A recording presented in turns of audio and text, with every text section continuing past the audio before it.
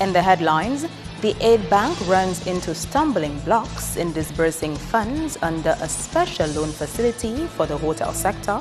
Stakeholders in the coconut oil industry map the way forward as demand for their products grows. And access to a $1 million revolving fund for the manufacturing sector. I am Andrea Louis with the Channel 5 News, back with the details after this.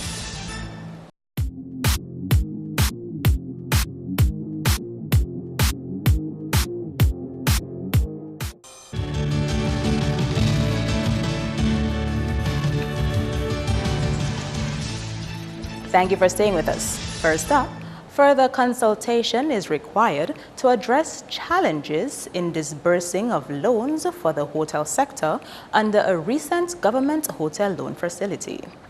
Aid Bank's General Manager Julius Corbett told the media that the Aid Bank has encountered stumbling blocks as they continue to disburse loans to hoteliers through the $15 million loan facility. The size is much larger than the agriculture, the average size might be $15,000, $20,000. That's the average size. In the hotel, you're looking about $100,000. The tourism is a little more challenging. Most of the hoteliers, they are very, what I would say, they've got different needs, and their loan applications require more in-depth analysis, so that is a longer time for us. And we are working with them. We are going to be out there very shortly. What we've done in agriculture is do some outreach. The bank's executive manager, responsible for credit operations, says while the disbursement has been challenging, they are making progress on the matter. You know, the hoteliers, they are highly leveraged, so that is a problem that we face and to deal with it, because the point is when there's securities at one institution, that is where it is, and the facility does not make provision for refinancing. And so we have to see how we can address that challenge. We have to do more consultation and more meetings and to educate the tourism people together with IDA, with Discover, with Aid Bank, because we are a group. It's not only Aid Bank that's in the program, it's also Invest and Discover, because the point is it's not about just financing, it's about getting the facilities to a hotel-ready standard. So that's where Invest and Discover comes in to assist in that process. Still in the business arena, manufacturing cooperatives now have access to a $1 million revolving fund. Permanent Secretary in the Ministry of Social Services, Helen Roye, announced on Wednesday that government recently approved the financing mechanism. Roye says cooperatives involved in the processing of coconut oil will now be in a better position to upgrade their trade, coming from a stakeholders conference to discuss the way forward for the coconut oil industry on Wednesday. It is the ministry's intention to give support to the cooperatives. The Honorable Minister was supposed to be in attendance. She was unable to come, but one of the things that she has been fighting for together with the government is to give support, and we have had an approval of a revolving fund to give support to these cooperatives. Consultation has already been held with the relevant cooperatives in this regard. We met with them before, and they provided us with their needs, how much they would need. Some of them is for repairs, some of them is just to bring up their businesses to on par with what is expected. So they gave us their figures, and the figures all have been approved. We just have to work with the bank, and we'll be calling in the cooperatives and actually telling them how they would access the fund, but the money has been approved. And speaking of finances, as government ministries work on the national budget due in late June, early July this year, an opposition senator is preaching the need for a focus on value-added agriculture. Opposition Senator Thompson Fontaine, who was recently appointed Senior Economic and Financial Policy Advisor with the government of South Sudan, said agro-processing and the export market are areas the government must give increased support. If you put the level of resources where you put it into production, into inputs, and on the marketing side, you add value as well to it. So you have a couple agro-processing plants, a couple juicing factories and so on. You add value to your product. And then you begin to export. That can have serious spillover effects into the economy. So I would like to see in this budget a renewed focus on agriculture. I know we've been talking about tourism, but in terms of immediate impact, it has to be agriculture. And I hope we'll just not see the usual $9 million. I want to see tens of millions of dollars going into the agriculture sector in a focused way that can really begin to lift masses of Dominicans out of poverty. He adds that poverty alleviation must be addressed in a fair and impartial way in the upcoming national budget. The focus must be on tackling poverty, because when you have large numbers of people impoverished in the country, even people who are doing well cannot enjoy their lives, because the people who are poor will be looking to steal from them, will be looking to harass them, and so on. You don't want to see that, and I believe that it's time the government understands that they need to replace that renewed focus on agriculture. So if I would be asking for anything, is more resources for agriculture, including to tie up the marketing and the export side of agriculture. Strategies to advance the coconut oil industry came out of a multi-sectoral conference as the demand for the product on the regional market intensifies. A business development consultant is engaged to advise cooperatives involved in the production of coconut oil on the steps they will have to consider to grow their business. Right now, we have observed that the coconut industry has major potential in the external market, and we've come together working with the Believers Cooperative for the cooperative division to do an analysis and some assessments to see like where they are and what is the exports and market penetration potential. Part of DFO's role will be to help the Believers Multipurpose Cooperative with a strategic development plan. We have identified that to get to where they need to be, we have to start from scratch and actually look at the facility, look at the supply chain, the access to nuts, and which we have observed that we're going to have a problem based on the volume that is need to be produced. So part of the study has an identification of the coconut industry and the amount of plants which are available. And we're going to look at a rehabilitation project to replant as many coconuts as possible. He says he has observed what is happening outside of Dominica in the coconut oil market and is convinced that Dominica should capitalize on the prospects. The main factor is not about the competition right now, it's about getting a foot in the marketplace, because what we've observed is the demand is so great that even the producers right now cannot supply the market. So that is why it's not a question of to compete. It's a question of how do we get a very good high quality product at a competitive price into the international market space as a competitive brand from Dominica. Coming up, should trade union leaders be creating successors or disciples? The answer coming up.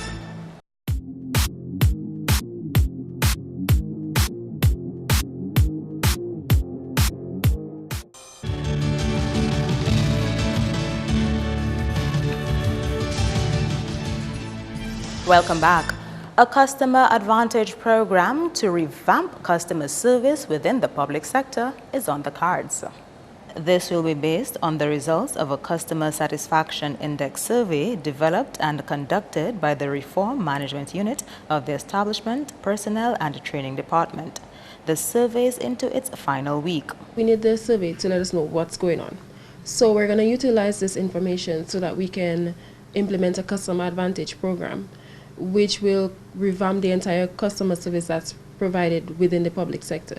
So we have some standards that we're going to implement within all government offices, ministries, divisions, everywhere. We're going to standardize certain aspects of it. And then we also have a complaints mechanism that we will also implement under the customer advantage program. It will be available to the public so the public will be able to make complaints, but it will be in a fashion that is professional, and we'll be able to rectify certain issues that they have made. Enumerators have been visiting communities to assess the performance of the public service. This is the first island-wide survey on the public service. The survey started officially on the 1st of April, and we initially expected it to end on the 30th, which was on Friday. But we figured that we can give it an additional week so that we can gain some more information, some more insight, let the public have more time to let us know what we can do or what we have been doing or what we have not been doing in terms of customer service. We recognize that in order to have a sustainable public service, customer service is important. And we realize that it may not have been at the level that it should have been, so we took it upon ourselves to invent this and to revamp it. So we recognize the need for change. In more news, expert advice from the Pan American Health Organization and the Health Economic Unit of the UE in Trinidad will be critical to the successful rollout of a national health insurance program in 2 years' time. The experts are expected to provide guidance on what the requirements are going to be and how best to implement that full-fledged insurance program, as well as what level of funding will be required to finance that program. The Social Security's Deputy Director does not think the number of working people will be sufficient to support a national health insurance scheme. It is expected that a more broad-based means of financing the program will be needed so that more people will be required to contribute. The Social Security says while the final details of this national insurance scheme is to be determined in due course, current beneficiaries of the recently launched pilot insurance program are expected to meet 20% of the cost of care. You cannot have a system where people are just getting everything for nothing. They must be required to make a contribution, hence the need for this 20% contribution by the beneficiary now. And going forward with the full-fledged program, some form of premium will be required upfront ahead of time. The ongoing pilot insurance program caters to young expectant mothers and children under 3 years. One could only benefit from the pilot program if the medical procedure he or she needs is not available within the primary healthcare system or at the national hospital. If the required medical procedure is available elsewhere in Dominica or overseas, a referral will be made by the doctor. A regional development consultant is encouraging trade unions to build successors and not disciples if they want to fill a void in leadership. Verrier Val Murillo spoke to Channel 5 News after President of the Dominica Association of Teachers, Celia Nicholas, lamented a lack in leadership. She spoke on Monday at a May Day prayer service organized by the Waterfront and Allied Workers Union. Nicholas encouraged union members to support its current leadership, but be prepared for a change in leadership. And all we need you to be our wind beneath our wings. Be the wind beneath our wings so we can fly. We can fly. And while we fly, you're flying with us too. Because we are not going to be there every day. And this is the sad thing. Leadership in Dominica, there is a void. The present leaders, what? I always looking back every time they tell you that at DAT. I shouldn't be still president of DAT. Okay? I shouldn't, and they know Mr. Benjamin is laughing. But when we are followers, we have to prepare ourselves for leadership.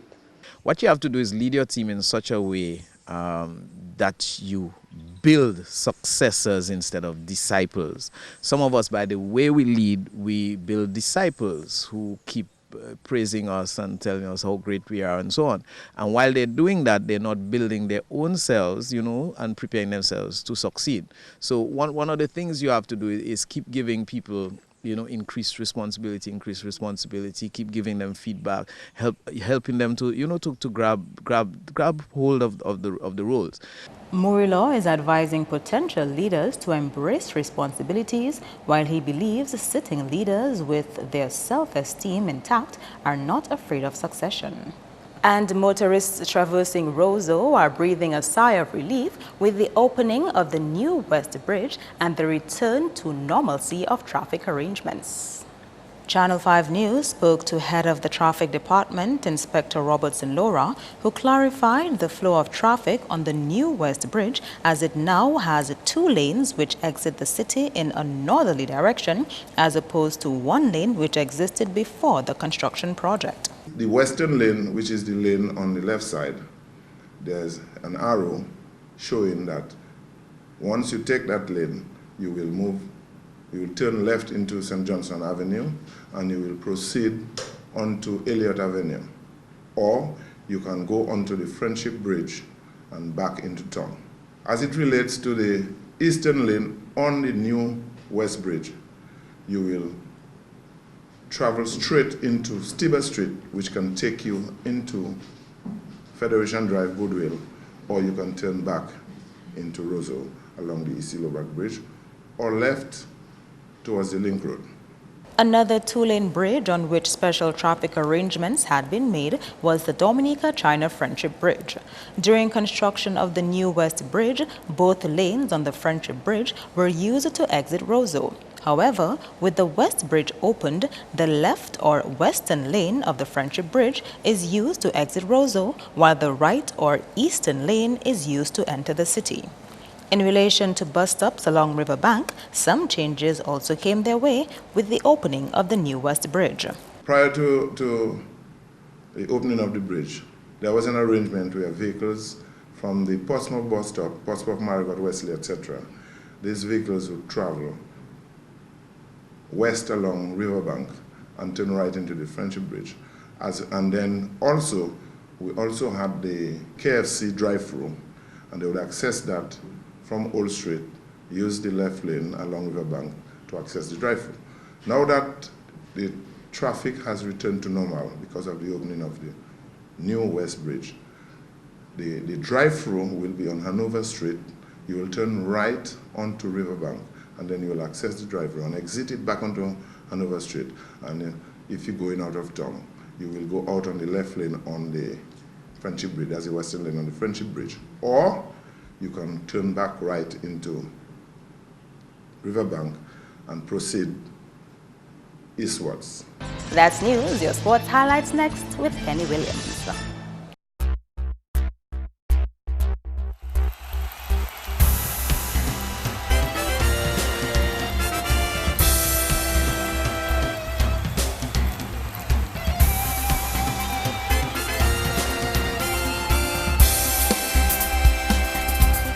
Cricket takes the first to knock.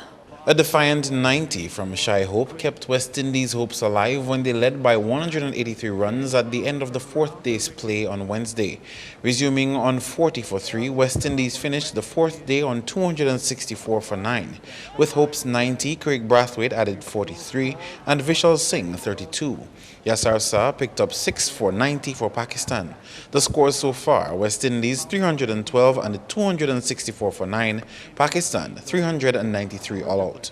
Moving on to table tennis, where information reaching Mapping Sports indicate President of the Dominica Table Tennis Association has stepped down from his position following a string of issues with the Dominica Olympic Committee. Speaking with Channel 5 Sports, head of table tennis here had this to say on the matter. I will do anything that it takes to make sure that table tennis have its fair share. My love and passion is table tennis, and then if it takes for me to even step down as the president, I will, because of the problem that's been faced with the DOC and IIF and all these things. So if it takes for me to step down, I will step down so that table tennis can have its quota. He says the local association's recent suspension was not a surprise to him. I am aware that the Dominica Table Tennis Association have been suspended here. There's very little I want to say about it right now, but in the next few days I will be saying much about it. It's a real big show. I mean, a real big showdown. I mean, people will do anything they have to do to get ready one. Meantime, the Table Tennis Grand Prix 2.0 saw increased participation, with the numbers growing from about 80 to 90 athletes. We got what we were expecting, more participants. I mean, it was even greater than the first one, to be honest. Much more kids show up. They came infused, ready to play, because I was told by the teachers or by the coaches, all that these children have on their mind is Grand Prix table tennis, and it's so lovely, it's so nice to know that these kids out there really want to play table tennis, and then the Dominica Table Tennis Association can offer that to them, and that's our goal, is to make them play, make them love the game, and bring out the best in them. And that's what happened on Saturday. We saw that again in our second Grand Prix, again, the biggest of all. Never in table tennis in this country where you had the Dominica Table Tennis Association hosting any tournament to have this amount of kids, and it shows that the future is very, very bright for table tennis in this country. Giovanni Robin and Star Humphreys dominated the under-13 male and female categories, M.O. Geist and C. Seaman in the under-15, Shea Seaman and Aliyah Prince won the under-21 male and female groups, while Donald Corriott and Aliyah Prince secured first position in the senior male and female categories. Sports continues with basketball because tensions are high in the Dominica State College and Portsmouth secondary camps as the schools get ready to face off in the finals of the male and female categories of the sports division's under-20 competition on Thursday. Coach of Dominica State College says he is confident his school will go home with 2 championship titles. We trained for it. We want it just like last year as we took the 2 again.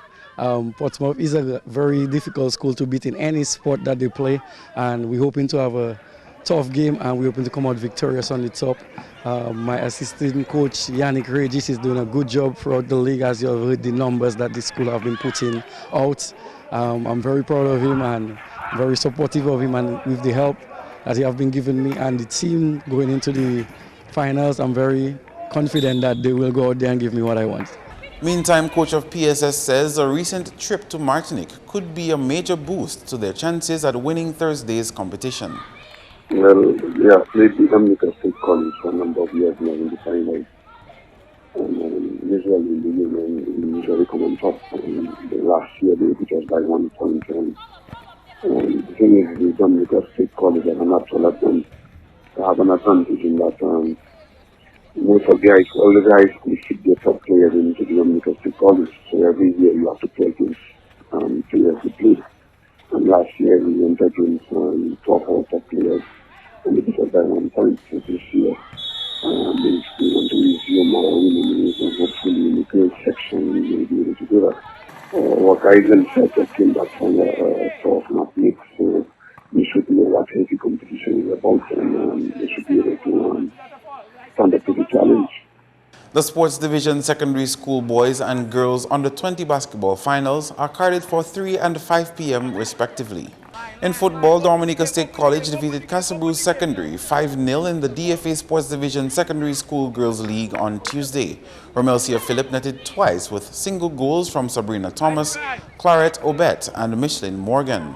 Meantime, 2 matches are scheduled for Saturday as we come to an end of the first round of the DFA Domlec Women's League. At Benjamin's Park, West Coast Jaguars will take on Maosoka Strikettes, while at the Stock Farm Complex, defending champions New India Goodwill Runners will face Dive Dominica Harlem United. Both games begin at 4 p.m. In related sports, national goalkeeper Glenson Prince describes a recent goalkeeping course as vital to the continuation of the sport of football. Over 20 participants attended. I must say the CONCACAF Level 1 goalkeeper coaching course was a tremendous success. In the course, a lot of misconceptions about goalkeeping were clarified. And you also had a lot of participants. They were actually non-goalkeepers, which speaks to the interest the coaches have in goalkeeper coaching and education. I think we are all better equipped now to train our goalkeepers. From a personal standpoint, I was able to get a lot of information, which I know will help me a lot, not only as a coach, but also as a goalkeeper. It is my hope that the DFA will look into having a level 2 goalkeeper course. I mean, we all know the DFA are all for the development of its coaches and for football in general. Prince commended the Dominica Football Association and course instructor Clean Plummer for the initiative. On the boxing scene, we can tell you that Dominica might be the host country for the next OECS Boxing Championships carded for 2018. Treasurer of the Dominica Boxing Association, Philip White, says this feat could be a major boost for the sport locally. IBA has declared 2018 as the year of the Caribbean for boxing. So Dominica at the last tournament in St. Lucia was given the nod for hosting the tournament next year. The planning has to take place. We have to look at the logistics. I think it will be something fitting for Dominica to host the OECS boxing tournament next year. It's our 40th year of political independence, and this will be something very exciting, I believe, because we are now planning to have more countries in the tournament. for instance, St. Vincent, St. Kitts, Nevis, BVI, some of these countries were absent this year. And so we're hoping that they could be on board for the tournament next year. That's all the sporting highlights for now. I am Kenny Williams. Join us next time.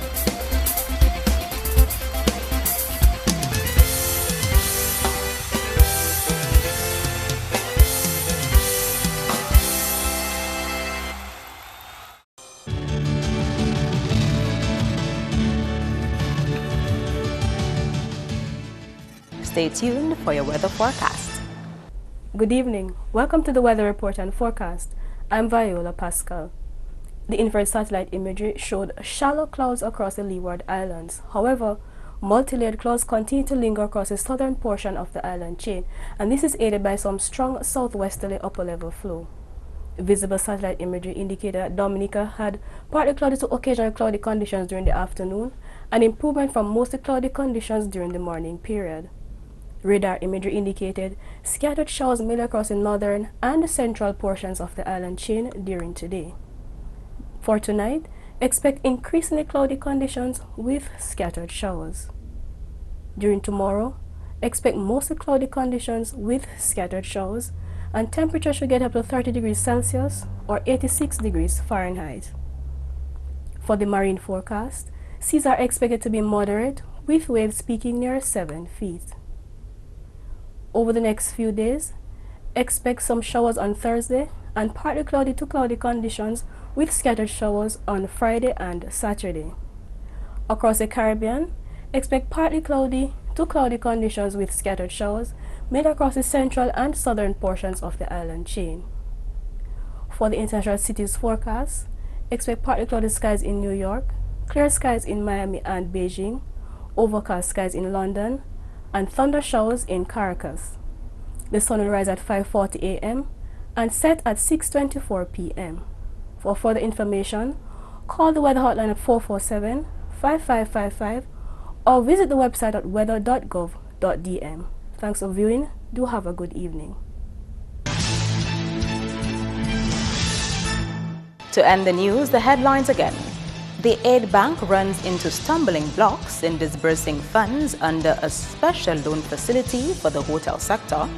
Stakeholders in the coconut oil industry map the way forward as demand for their product grows. And access to a $1 million revolving fund for the manufacturing sector. Feel free to contact us at news@marpin2k4.com. You can also access or pass the newscast on our YouTube channel. On behalf of the production team, I'm Andrea Louis, and to our viewers around the world, thank you for watching. Join us next time.